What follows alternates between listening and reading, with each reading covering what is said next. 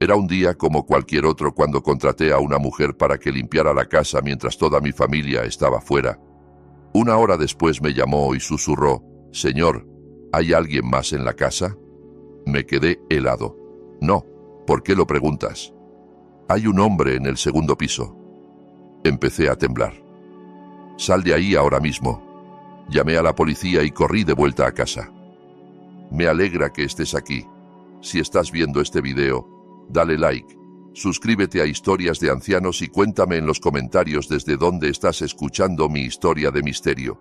Quiero saber hasta dónde ha llegado. Ese día, me desperté con la idea de limpiar la casa. Quería que todo estuviera impecable, especialmente antes de que llegaran las lluvias, cuando la humedad hace que todo se sienta más pesado. Me arremangué, tomé un trapo y me planté frente a la ventana de la sala, listo para empezar. Mientras limpiaba el vidrio, el teléfono en mi bolsillo vibró. Miré la pantalla. Era Elena, mi amiga de la infancia, a quien no veía desde hacía muchos años.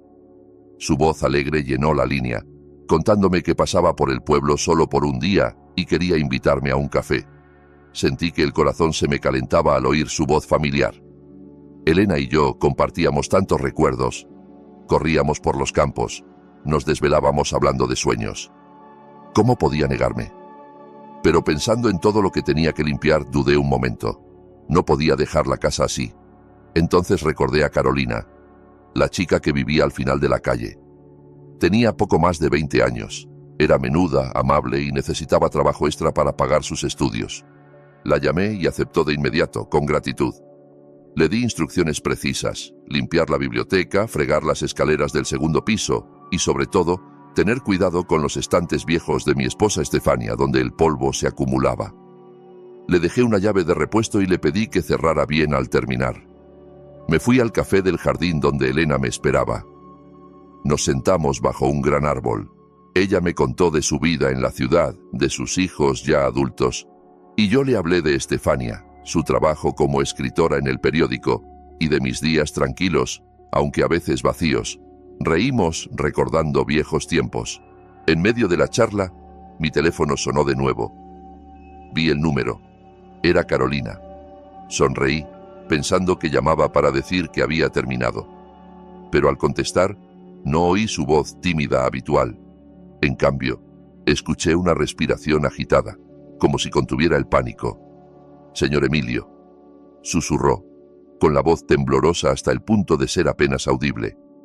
«¿Hay alguien más en la casa?». Mi corazón se detuvo. «No», respondí, intentando sonar calmado. «Estoy tomando café. Mi esposa está en el periódico. No volverá hasta la noche». «¿Qué pasa, Carolina?». Del otro lado hubo unos segundos de silencio, solo sus jadeos cortos. De pronto, su voz se quebró. «Hay un hombre en el segundo piso». Estaba limpiando las escaleras y lo vi. Llevaba una camisa blanca larga, el cabello revuelto. Caminó por el pasillo y desapareció en la última habitación. Sus palabras fueron como un cuchillo helado en mi pecho. Intenté mantener la calma, pero la mano que sostenía el teléfono temblaba. Mi primer pensamiento fue que alguien había entrado a la fuerza. La casa era antigua, pero siempre cerrábamos todo con cuidado. ¿Cómo podía haber entrado alguien? Me disculpé con Elena diciéndole que tenía una emergencia. Me miró preocupada, pero negué con la cabeza, incapaz de explicar más.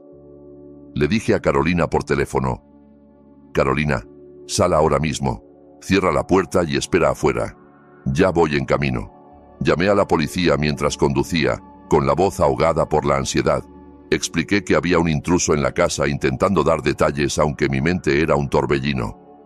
Intenté llamar a Carolina de nuevo, pero no contestó. Cada tono sin respuesta hacía que mi corazón latiera más fuerte, como si fuera a salirse del pecho.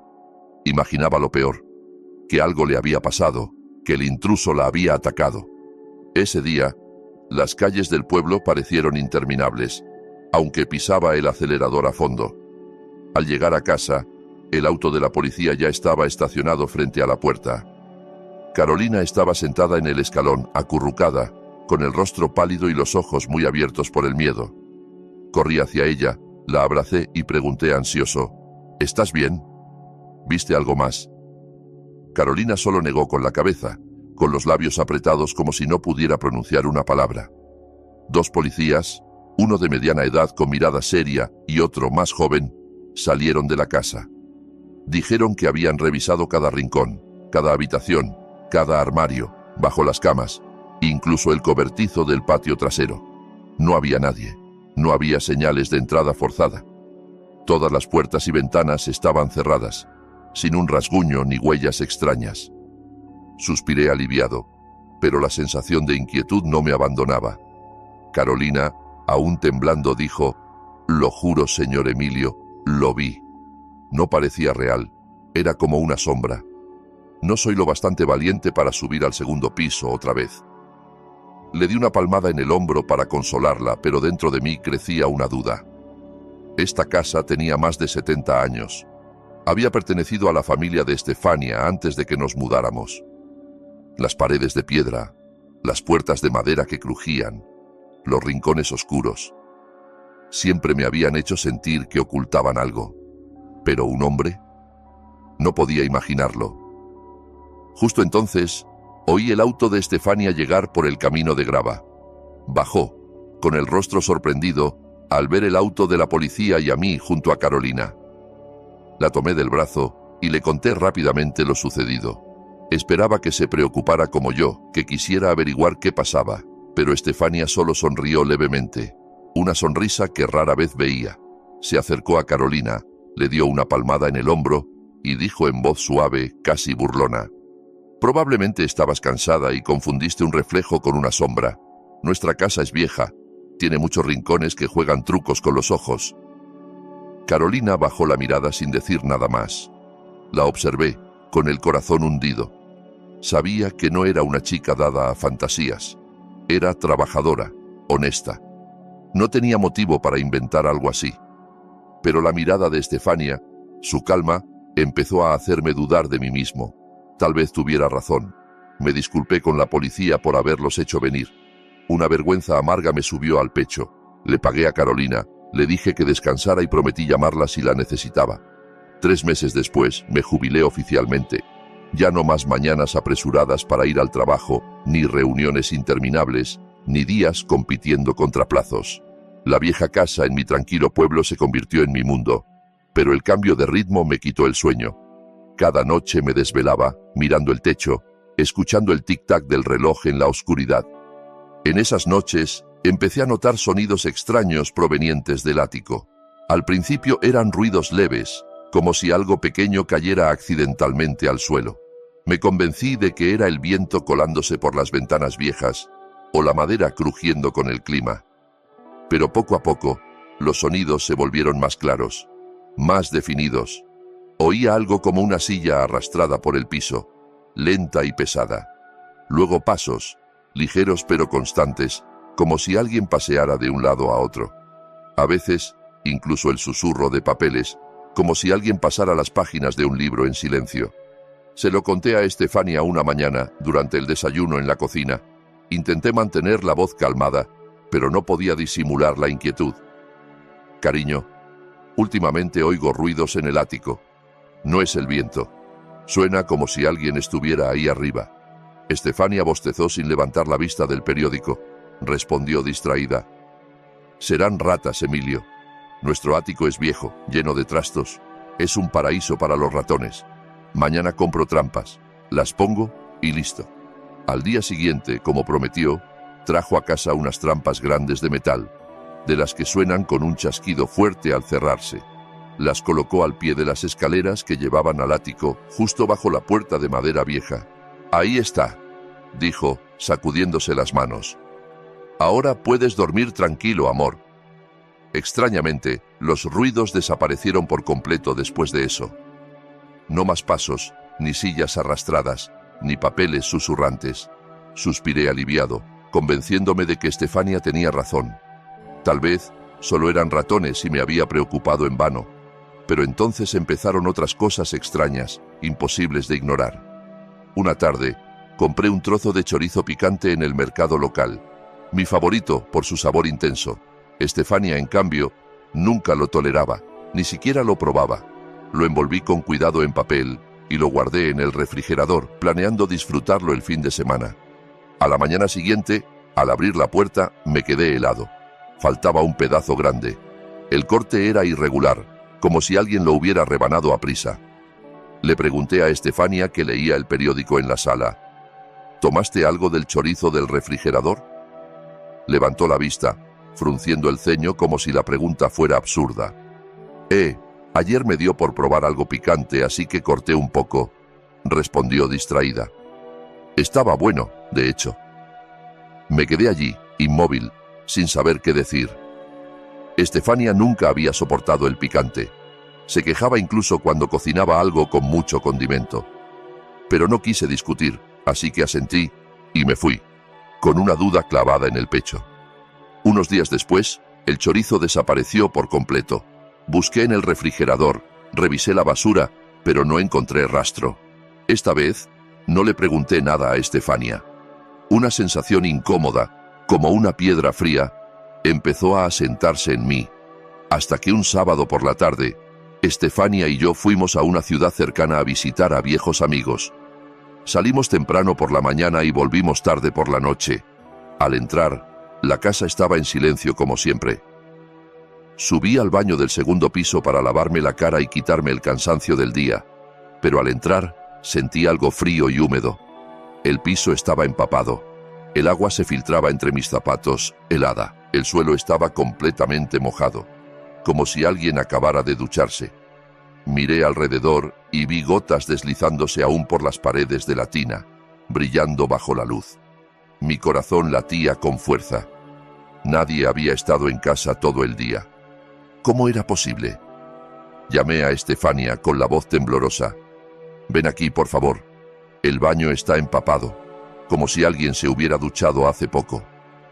Entró, miró un momento y se encogió de hombros. Debe haber sido la lluvia de la tarde que entró por la rejilla del techo, amor. Miré por la ventana. La calle frente a la casa estaba seca bajo las luces del alumbrado. No ha llovido, Estefania, dije, intentando sonar calmado. Frunció el ceño, un poco molesta. Entonces, será una fuga en las tuberías viejas. Siempre te preocupas por nada. Mañana llamo a un plomero, pero nunca llamó a nadie. En los días siguientes, el piso del baño estaba seco, como si nada hubiera pasado. Revisé la rejilla, las cañerías, pero todo parecía normal. La explicación de Estefania, aunque sonaba razonable, no borraba la inquietud creciente en mí. Los ruidos en el ático, el chorizo desaparecido, el charco de agua sin origen. Todo parecía fragmentos desconectados, pero al unirlos, formaban una imagen contradictoria que no podía dejar de pensar. Una semana después, decidí limpiar la biblioteca de Estefania. Era su orgullo. Una pequeña habitación en el segundo piso con estantes de roble cubiertos de polvo, llenos de cientos de libros antiguos y documentos. Siempre pensé que debíamos donar algunos a la biblioteca del pueblo para que llegaran a manos de quien los necesitaba.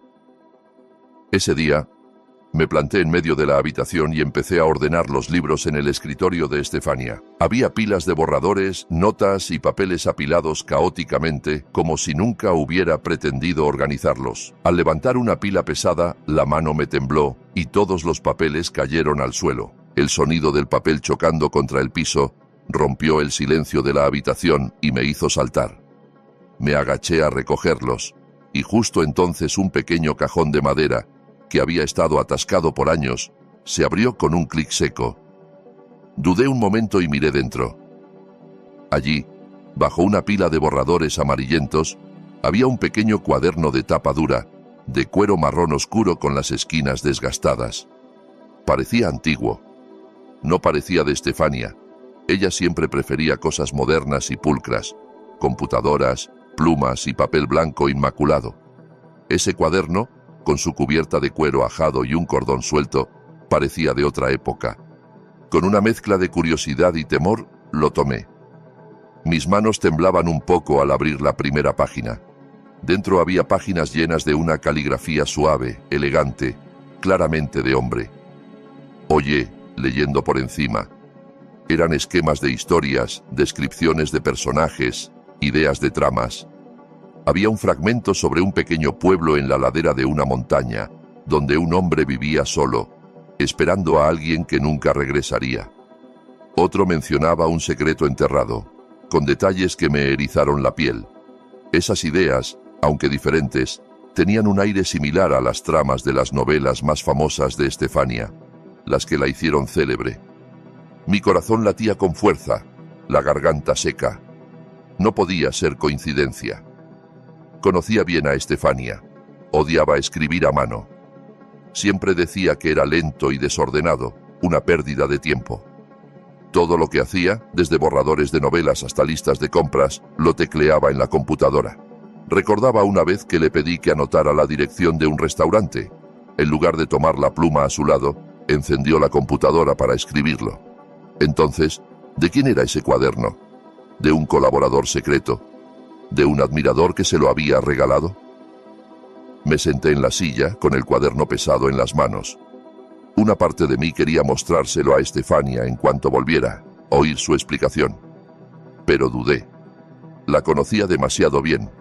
Siempre sabía hacer que todo sonara lógico.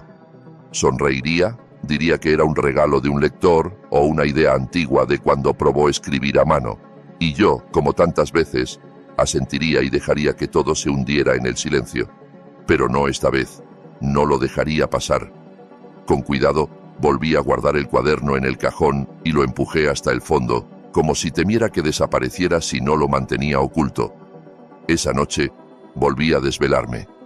Tendido en la cama, miré el techo y escuché el tic-tac del reloj en la oscuridad. Alrededor de las 2 de la mañana, un leve crujido vino del pasillo. Era un ruido pequeño, pero en el silencio de la noche se oía perfectamente claro, como un susurro perturbador.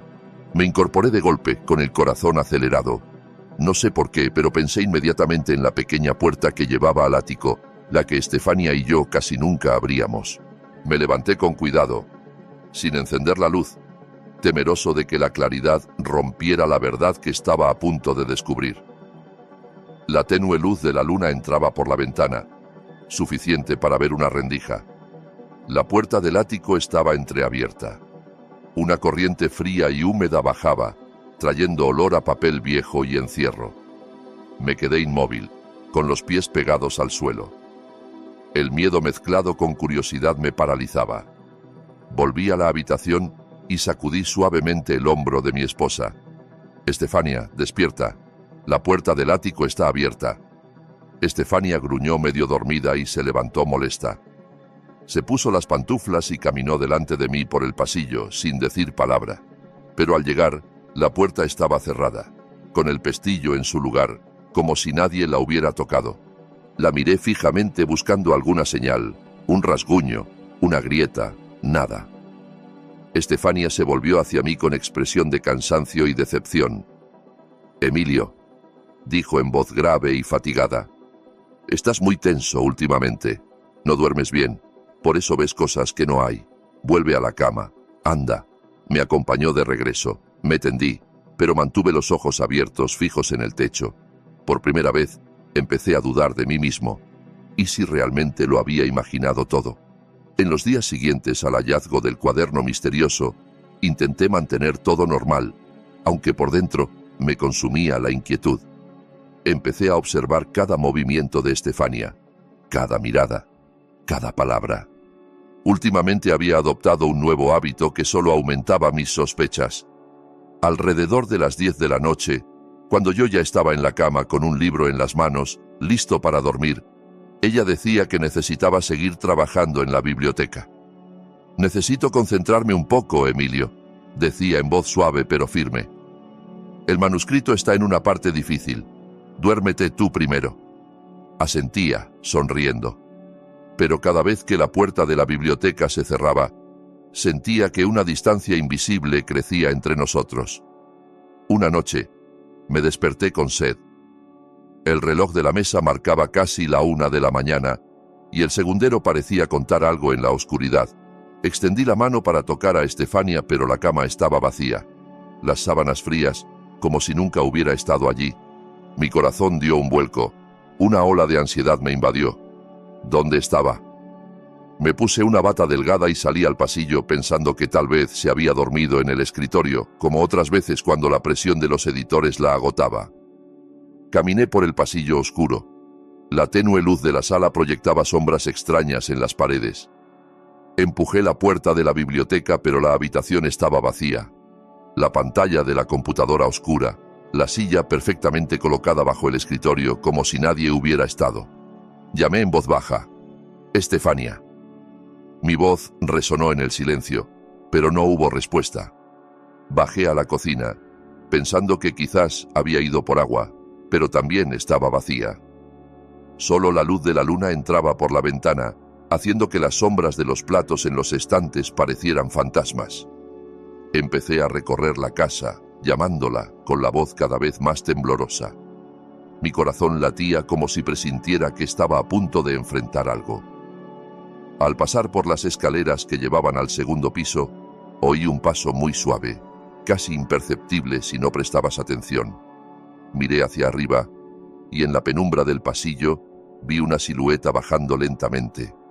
Era Estefania.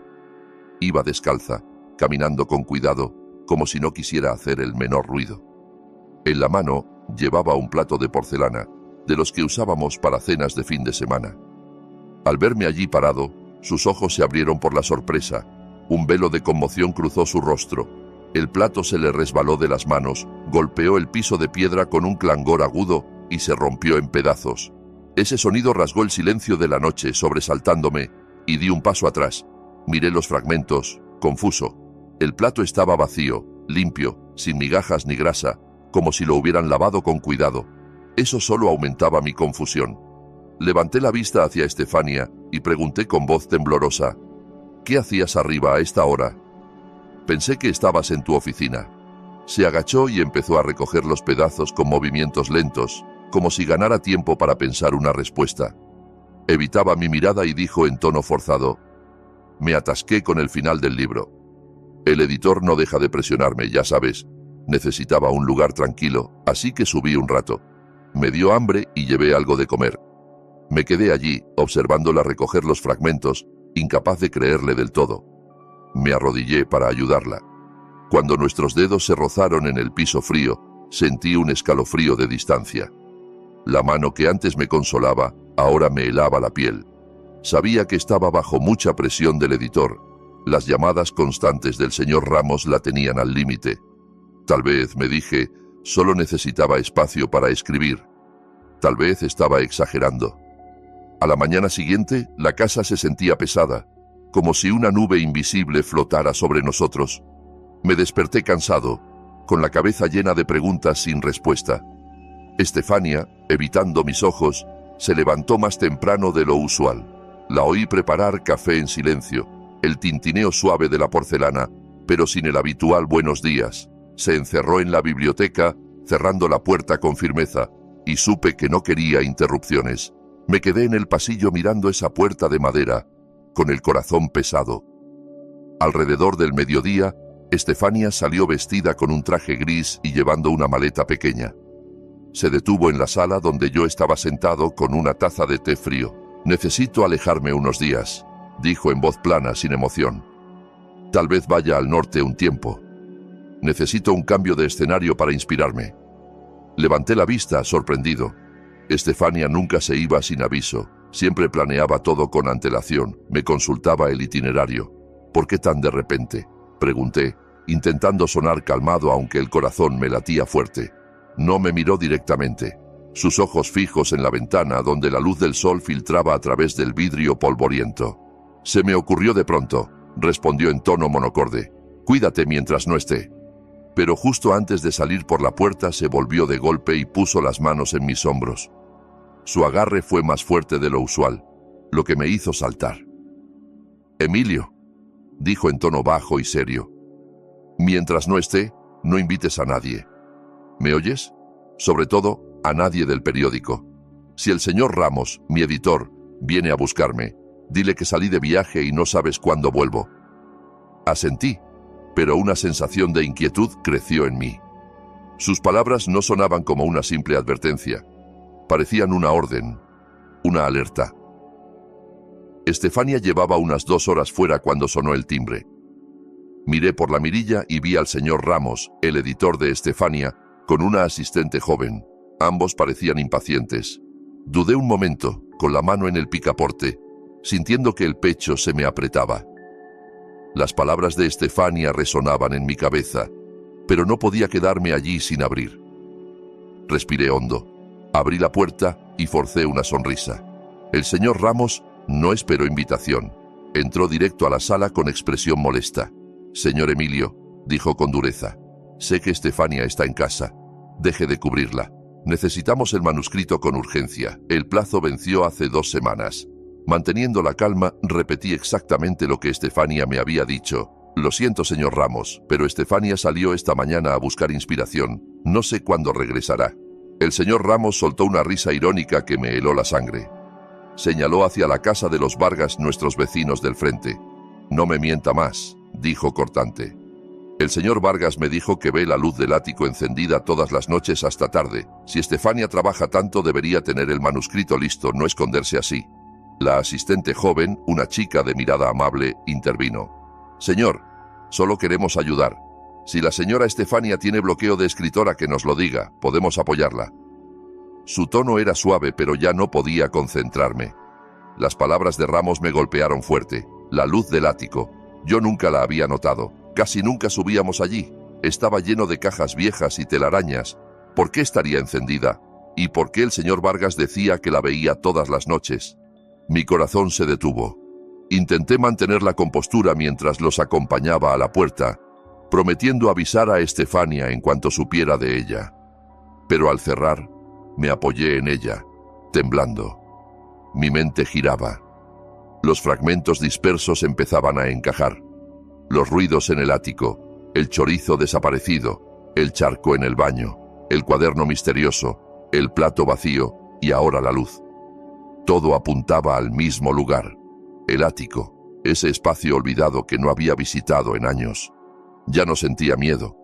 En su lugar crecía una determinación fría, como una llama silenciosa que me empujaba a buscar la verdad. Fui al cobertizo del patio trasero, donde la luz tenue de un farol se colaba por la rendija de la puerta. El olor a polvo y aceite viejo me hizo toser. Busqué la vieja escalera plegable que no usábamos desde la mudanza. Era pesada, cubierta de polvo y telarañas, como si el tiempo la hubiera olvidado. La arrastré por el pasillo del segundo piso, cada paso pesando como si cargara todas mis sospechas acumuladas. Al colocarla bajo la trampilla que llevaba al ático, sentí el corazón latiendo fuerte, pero no de temor. Era urgencia, certeza de que descubriría algo que lo cambiaría todo. El pestillo de metal estaba oxidado, tan rígido que tuve que usar toda mi fuerza, apretar los dientes y empujar hasta que cedió. El sonido metálico chasqueó como una advertencia final. Levanté la tapa de la puerta y una oleada de aire caliente y húmedo me envolvió, trayendo olor a papel viejo y años de encierro. Ese hedor me revolvió el estómago, pero no me detuve. Encendí la linterna del teléfono. La luz blanca fría cortó la oscuridad. Respiré hondo y subí. Cada peldaño crujió bajo mis pies, como si me guiara a un mundo para el que no estaba preparado. El ático era más grande de lo que imaginaba. Un espacio oscuro lleno de cajas de cartón apiladas, muebles viejos cubiertos con sábanas blancas polvorientas y telarañas colgando como cortinas fantasmales. La única luz natural venía de una pequeña ventana sucia que proyectaba rayos opacos sobre el piso de madera. Barrí la linterna por la habitación, con el corazón latiendo tan fuerte que parecía salirse del pecho. En la esquina más lejana había un espacio pequeño y ordenado, como un oasis en medio del caos. Una mesa de madera, una silla con una pata rota y una lámpara de aceite encendida con luz amarillenta, casi mortecina. Y entonces lo vi, un hombre sentado de espaldas a mí. Era delgado, con cabello largo y blanco enmarañado cayendo sobre sus hombros como una cascada olvidada. Vestía una camisa blanca amarillenta con bordes rasgados. El sonido de un lápiz raspando el papel era lo único que rompía el silencio, como un latido tenue de vida. Me quedé helado, con la garganta cerrada, incapaz de hablar. Tartamudeé. ¿Quién está ahí? Mi voz sonó débil. tragada por la oscuridad. El lápiz se detuvo. El hombre giró la cabeza bruscamente. Bajo la luz tenue de la lámpara, apareció su rostro demacrado y pálido. Los ojos hundidos y cansados, pero con algo familiar que me hizo temblar. Mi mundo se derrumbó. Las piernas me fallaron y tuve que apoyarme en un baúl viejo para no caer. Era Marino, mi hermano. El rostro que no veía desde hacía 30 años, solo en sueños y fotos borrosas. Marino, a quien toda la familia creía perdido para siempre, estaba aquí, en el ático de mi casa, en un estado que me rompía el alma. A su alrededor, un pequeño mundo de existencia secreta. Una pila enorme de manuscritos escritos a mano, varias latas vacías, botellas de agua rodando, una manta sucia sobre un colchón delgado y un balde viejo para sus necesidades. Todo, prueba viva de una vida en cautiverio. Marino me miró, con los labios secos temblando. Intentó hablar, su voz como si hubiera olvidado cómo. Hermano. Emilio, yo. Pero no pudo decir más. Solo me miró, con los ojos llenos de lágrimas, como si me suplicara un perdón que aún no entendía. No oí nada más. Las lágrimas rodaron calientes por mis mejillas.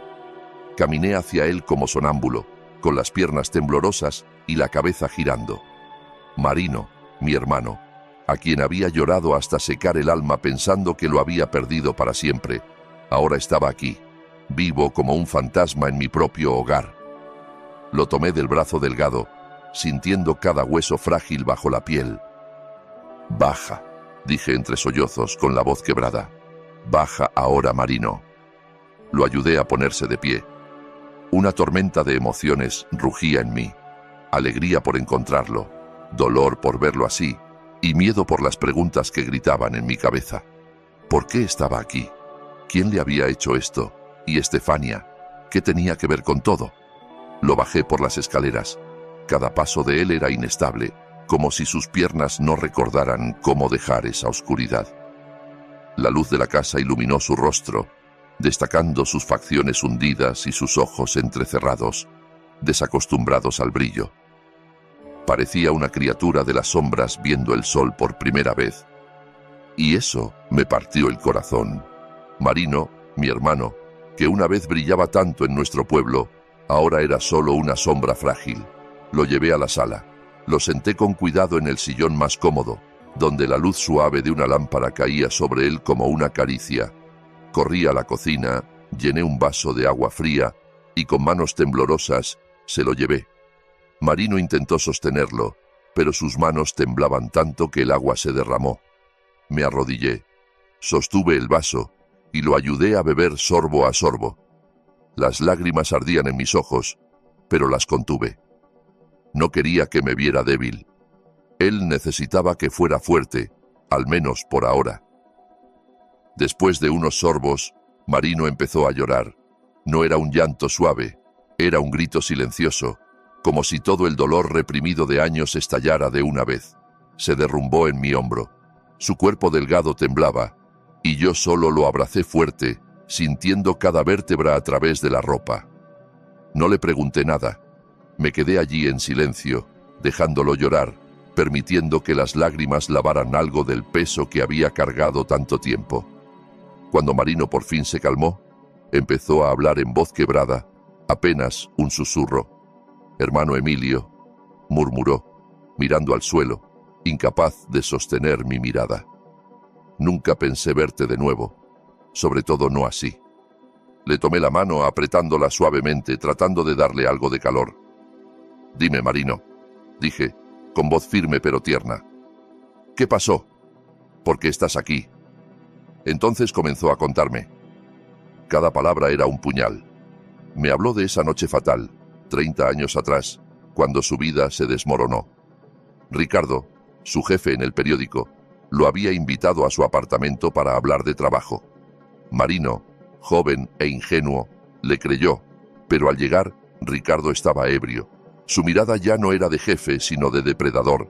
Intentó forzarlo con voz espesa de amenazas. Marino se defendió con todas sus fuerzas. Lo empujó, pero él no paraba. En medio de la lucha, preso del pánico, tomó una pequeña estatua de mármol y lo golpeó en la cabeza. Hermano, solo quería que parara, dijo con la voz ahogada. No quería que pasara eso. Pero el golpe fue demasiado fuerte. Ricardo cayó al suelo, golpeándose la cabeza en la mesa de centro, y quedó inmóvil, sin signos de vida. Marino dijo que se quedó helado, sin saber qué hacer, la mente en blanco por el miedo. Justo entonces apareció Estefania. Dijo que pasaba a invitarlo a cenar en nuestra casa. Pero al entrar, vio la escena aterradora. Quería llamar a la policía, hermano, dijo Marino con los ojos enrojecidos. Quería entregarme, hacer lo correcto, pero Estefania no me dejó. Se quedó allí, mirándolo con una calma escalofriante. Irías a la cárcel, Marino, le dijo en voz fría. Perderías toda tu vida. Déjame ayudarte. Por Emilio, te protegeré. Escuché con el cuerpo helado. Estefania, la esposa a la que amaba, en quien confiaba, había manipulado a mi hermano usando mi propio amor por ella. Lo convenció de que ocultar la verdad era la única forma de protegerme, de evitar que nuestra familia cargara con la vergüenza. Esa noche, bajo el manto de la oscuridad y el aislamiento de las colinas de Santa Rosa, Estefania llevó solo el cuerpo de Ricardo en su auto. Cavó una fosa en la ladera, en un lugar que nadie conocía, y enterró el secreto allí. Luego trajo a Marino a nuestra casa cuando yo ya dormía y lo escondió en el ático. Es solo temporal, le dijo, hasta que las cosas se calmen. Pero lo temporal se convirtió en 30 años. Estefania transformó a Marino en un fantasma viviendo en secreto en la casa de su propio hermano. Cuando la policía investigó, descubrieron que Ricardo había retirado una gran suma de dinero antes de desaparecer. Estefania hábilmente esparció el rumor de que Marino y Ricardo tenían un romance y habían huido juntos. Esa historia, combinada con la desaparición de ambos, hizo que todos, incluyéndome, lo creyeran. La investigación se estancó, y Marino, a los ojos del mundo, se convirtió en un fugitivo que había abandonado a su familia. Me quedé allí, con lágrimas rodando por las mejillas, pero no de tristeza. Era rabia, el dolor de la traición. Recordé los días después de la desaparición de Marino, cuando lloré hasta quedarme sin fuerzas, cuando nuestra madre envejeció de golpe por el duelo. Recordé la repentina carrera literaria de Estefania, sus novelas exitosas, la riqueza y fama que logramos. Todo, al final, construido sobre el dolor y el sacrificio de mi hermano. No lo sabía, Marino, susurré con la voz quebrada. No lo sabía. Confiaba en ella. Los primeros años en el ático fueron un infierno, hermano. Marino continuó con la voz distante como si reviviera esos días oscuros. Viví en el miedo, la culpa y una soledad insoportable. Cada noche soñaba que la policía venía por mí, o peor, que quedaría atrapado en la oscuridad para siempre. Hizo una pausa, respirando tembloroso. Para no enloquecer, empecé a escribir. Escribí sobre las historias que soñaba, sobre mundos donde podía ser libre, donde no era una sombra. Escuché, sintiendo cada palabra como un puñal. Imaginé a Marino, el joven vibrante que fue, acurrucado en ese ático frío, aferrado a un lápiz como su última chispa de esperanza. Y un día, continuó, Estefania encontró mis escritos. Pensé que me animaría, pero no, hermano. Sus ojos se iluminaron como si hubiera descubierto un tesoro. Dijo, Marino, tienes talento. Escribe para mí. Yo seré tu voz al mundo. Me quedé paralizado, con la cabeza girando. Recordé esa época en que Estefania anunció de pronto que dejaba su trabajo de contadora en el periódico para seguir su pasión por la escritura. Amigos y familia se sorprendieron porque nunca había mostrado interés en la literatura. Yo estaba tan orgulloso pensando que había encontrado una chispa creativa que desconocía. Pero ahora la verdad era una bofetada. Estefania no era escritora. Era una ladrona que había robado el talento de Marino, convirtiéndolo en un escritor fantasma. Un fantasma literal, encerrado en mi propio hogar. Marino siguió, con la voz temblorosa pero llena de amargura.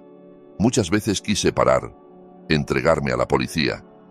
No soportaba la culpa, el sentir que vivía una vida que no era mía. Pero cada vez que lo decía, Estefania me amenazaba. Decía que si me entregaba, tú serías el que más sufriría. que no podrías con el shock de saber que tu hermano había cometido un crimen y tu esposa era su cómplice, que perderías todo, tu familia, tu reputación, lo que amas. Me mordí el labio. Las lágrimas rodaron por mis mejillas. Las palabras de Marino me desgarraban el corazón. Estefania había usado mi amor y el de Marino por mí para manipularlo, para mantenerlo en la oscuridad. Me cubrí el rostro, intentando detener los sollozos. «Perdóname, Marino», susurré, con la voz quebrada. No lo sabía. Nunca lo imaginé.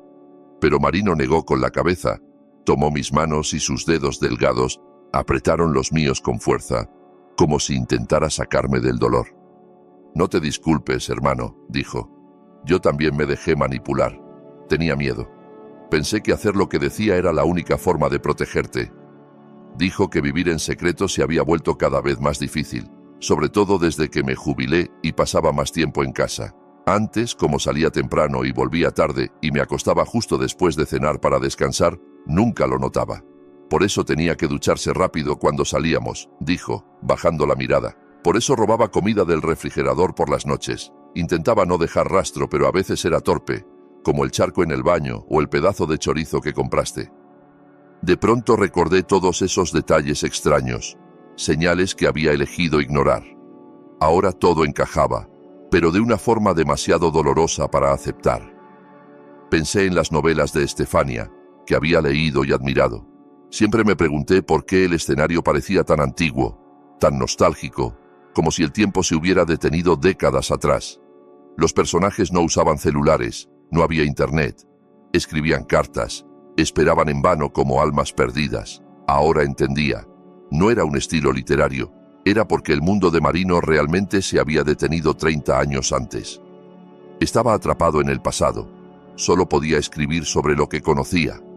Esas historias de dos personas que nunca lograban encontrarse eran un reflejo de su propia tragedia. Una vida cortada del mundo exterior. Marino tomó mis manos, con los ojos llenos de lágrimas. «Hermano Emilio», dijo con voz temblorosa pero firme, «no puedo vivir así más. He pagado mi error 30 años en esta prisión. Ahora quiero enfrentar la justicia real. Quiero entregarme». Sus palabras fueron un puñal final, cortando los últimos hilos de esperanza que me quedaban. Ya lo había perdido una vez, cuando creí que había huido. No quería perderlo de nuevo, pero mirando sus ojos, supe que era lo que necesitaba, liberar la verdad, por dolorosa que fuera. Las lágrimas rodaron por mis mejillas, pero asentí apretando su mano. «Está bien, Marino», dije con la voz ahogada. «Te llevaré a la comisaría, lo enfrentaremos juntos». Lo abracé, sintiendo su cuerpo frágil en mis brazos. Mi corazón estaba lleno de dolor, pero también de una pequeña chispa, la esperanza de que, aunque tarde, aún pudiera ayudarlo a recuperar su libertad. A la mañana siguiente, vestí a Marino con ropa limpia mía. La camisa le quedaba grande en su figura delgada, pero al menos lo hacía verse más presentable. No habíamos dormido toda la noche. Me senté con él en la sala, contándole cómo había cambiado el mundo, los edificios altos, los teléfonos inteligentes, de los que nadie apartaba la vista, los seres queridos que ya no estaban. Marino solo escuchaba en silencio, con la mirada distante, como si intentara imaginar un mundo que le habían robado. Conduje hasta la comisaría central, con Marino acurrucado en el asiento del pasajero, las manos entrelazadas, los ojos fijos en la ventana como un extranjero viendo un planeta desconocido por primera vez. «Todo ha cambiado tanto», susurró, asombrado por los autos eléctricos que pasaban o los niños tomando fotos con sus teléfonos. Le tomé la mano y la apreté suavemente, tratando de darle valor. «Estoy aquí, Marino», dije, con voz temblorosa. «Lo superaremos juntos». En la comisaría, pedí hablar directamente con el jefe de detectives. Al principio se negaron, diciendo que necesitábamos cita. Pero al mencionar la desaparición de Marino del Rosario 30 años atrás, su actitud cambió por completo.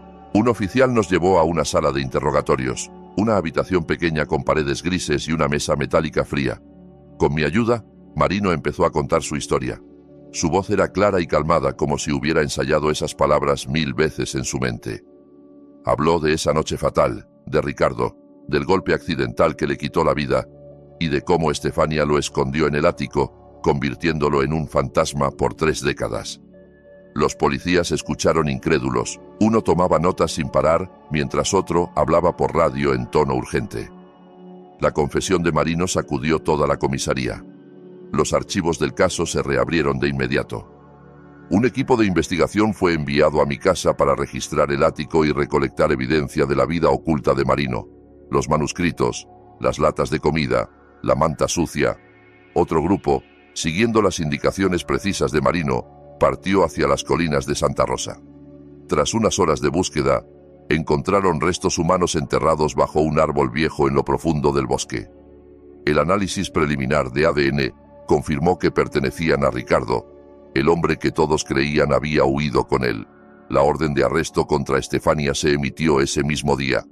La policía montó una emboscada en nuestra casa, esperando su regreso del viaje de inspiración al norte.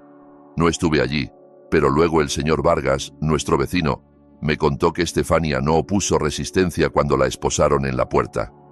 Solo bajó la cabeza con el rostro inexpresivo, como si siempre hubiera sabido que ese día llegaría. Al oírlo, sentí un vacío extraño. La mujer a la que una vez amé, en quien confié ciegamente, ahora era solo una sombra distante que cargaba el secreto que destruyó a mi familia. Contraté al mejor abogado para Marino, alguien que prometió pelear por clemencia. Con el argumento de legítima defensa y los 30 años que pasó encerrado, manipulado por Estefania, creí que la justicia lo vería como víctima, no como criminal. Pasé el día preparando cosas para llevarle, ropa limpia, libros y los platillos que más amaba de niño. Quería que supiera que, pasara lo que pasara, siempre estaría a su lado. Pero unos días después, mientras empaquetaba las cosas para visitarlo, sonó el teléfono. Una voz fría y formal habló del otro lado. «Señor Emilio, lamentamos informarle que Marino del Rosario se quitó la vida anoche en el centro de detención». El teléfono se me resbaló de las manos y cayó al suelo con un golpe sordo. Mi mundo se hizo pedazos de nuevo. Marino, mi hermano, a quien acababa de recuperar, había elegido irse para siempre, dejándome solo en un dolor sin palabras.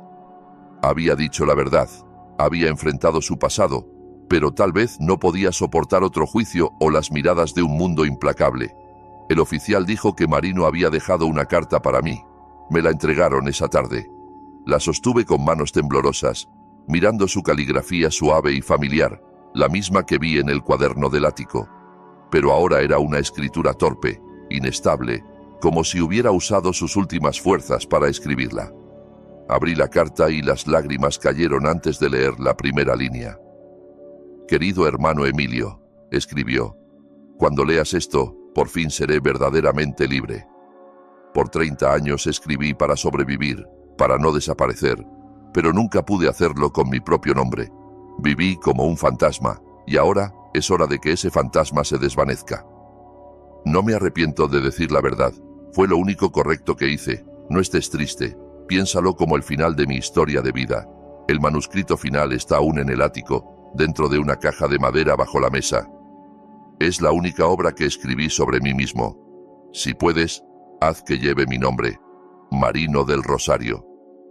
Doblé la carta, apretándola contra el pecho, empapándola con mis lágrimas. Marino del Rosario. El nombre que quería usar si alguna vez se convertía en escritor. El nombre que le robaron. Sabía que debía cumplir su último deseo. Encontraría ese manuscrito y lo sacaría a la luz, para que el mundo conociera la historia de Marino no como un fantasma, sino como un hombre, un escritor, un alma que luchó por ser libre.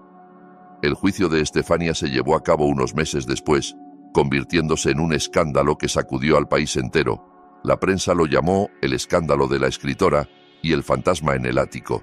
Los periódicos llenaron sus portadas con la historia de Marino, un joven hombre encarcelado, despojado de su libertad y usado para construir la fama de una mujer que no la merecía. Ante la evidencia irrefutable, los restos de Ricardo encontrados en las colinas de Santa Rosa, los manuscritos del ático y el testimonio de Marino antes de morir, Estefania bajó la cabeza y confesó. Fue acusada de múltiples delitos, robo de derechos de autor, secuestro, encubrimiento de un crimen y obstrucción a la justicia. La sentencia fue un final apropiado, pero no sentí alivio. Para mí, Estefania había muerto el día que descubrí la verdad, el día en que la mujer que amé se convirtió en una extraña. No asistí al juicio, no podía enfrentarla, no podía mirar esos ojos que una vez me dijeron palabras de amor, pero ocultaron un secreto tan terrible. En cambio, volví a la casa que alguna vez fue un hogar, pero ahora era solo un espacio lleno de recuerdos dolorosos. Una tarde, mientras la luz del sol se desvanecía en la calle empedrada, decidí regresar al ático. Esta vez no sentía miedo ni opresión. Subí cada peldaño con una linterna en la mano, pero con el corazón más ligero, como si buscara una parte de Marino que había dejado atrás. Encontré la caja de madera bajo la mesa, tal como escribió en la carta. Era una caja pequeña y vieja, pero bien cuidada, como si guardara su último tesoro. Dentro había una pila de manuscritos escritos a mano con cuidado en páginas amarillentas. La caligrafía suave y fluida de Marino era clara, como si estuviera allí contándome su historia. Bajé la caja a la sala, me senté bajo la luz del escritorio y empecé a leer. Era una autobiografía, una novela sobre su propia vida. Escribía sobre nuestra infancia, los días corriendo por los campos del pueblo, los sueños de ser escritor que una vez me confió. Contaba de la noche terrible que le robó el futuro, los 30 años vividos en oscuridad y la fuerza increíble que tuvo para no romper su alma. Cada página era un puñal, pero también un canto a la resiliencia, al amor por la vida por dura que fuera. Pasé semanas editando el manuscrito, revisando cada línea con cuidado, como si tocara el alma de Marino. Hubo noches en que me desvelé hasta el amanecer, con lágrimas rodando mientras leía pasajes donde hablaba de su soledad en el ático, o las veces que imaginaba ser libre, caminando bajo el sol. El libro no era solo su historia, sino la voz de una persona olvidada, despojada de su identidad. Sabía que debía llevarlo al mundo, para que Marino no fuera solo un nombre en mi memoria, sino un escritor verdadero, reconocido y amado. Contacté a la editorial que había trabajado con Estefania. Al principio dudaron, temerosos del escándalo que la rodeaba. Pero cuando envié el manuscrito de Marino, quedaron convencidos por completo. Es una obra maestra, me dijo el editor por teléfono con voz emocionada. Lo publicaremos y lo haremos con todo el respeto que Marino merece. El libro salió bajo su nombre, Marino del Rosario. En la primera página, en lugar de un prólogo, escribí solo una frase: nadie debería estar preso en la oscuridad, sobre todo si ama la libertad. Era mi mensaje para él, para mi querido hermano a quien amé más que a nada en este mundo. El libro se convirtió en un fenómeno. Lectores de todo el país y luego del mundo se conmovieron con la historia de vida de Marino. Admiraron su talento literario, la sinceridad y poesía en cada línea. Las obras antiguas de Estefania, ahora reeditadas bajo el nombre de Marino, también se vendieron de nuevo como una forma de hacer justicia. Marino, aunque se había ido, por fin se convirtió en un escritor reconocido y amado. Leí las reseñas, las cartas de lectores y sentí el corazón apretado pero cálido. Lo lograste, Marino, pensé. Recuperaste tu voz. Aún subo al ático a veces. Ya no es un lugar de encierro, sino que lo limpié y convertí en una pequeña biblioteca. Abro la ventana para dejar entrar el sol, iluminando los estantes donde sus obras se colocan con respeto. Me quedo allí, mirando la calle llena de vida. La voz de Marino ha sido recuperada y la justicia, de alguna forma, se ha servido. Sé que está en algún lugar bajo el sol, en las páginas de los libros y en mi corazón, libre para siempre. Y cuando todo terminó, entendí algo. Ningún muro es lo bastante grueso para encarcelar la verdad para siempre. Una mentira, por bien oculta que esté, se pudre con el tiempo, como el polvo que cubre estantes viejos. La vida de Marino lo demuestra. El silencio puede ser a veces más cruel que la culpa, y el miedo puede convertir a una persona en un fantasma dentro de su propia existencia. Si hay una lección que quiero dejarles, es esta. Atrévanse a enfrentar la verdad, por dolorosa que sea. Hablen, aunque la voz les tiemble. Porque solo al atrevernos a salir de la oscuridad, somos verdaderamente libres. Y solo cuando la verdad se dice, las almas presas pueden encontrar descanso. La historia que acaban de oír ha tenido nombres y lugares cambiados para proteger la identidad de las personas involucradas. No la contamos para juzgar, sino con la esperanza de que alguien escuche y se detenga a reflexionar. ¿Cuántos hombres sufren en silencio dentro de sus propios hogares? Me pregunto de verdad. Si estuvieran en mi lugar, ¿qué harían? ¿Elegirían el silencio para mantener la paz o enfrentarían todo para recuperar su voz? Quiero saber su opinión, porque cada historia puede convertirse en una vela que ilumina el camino para otros.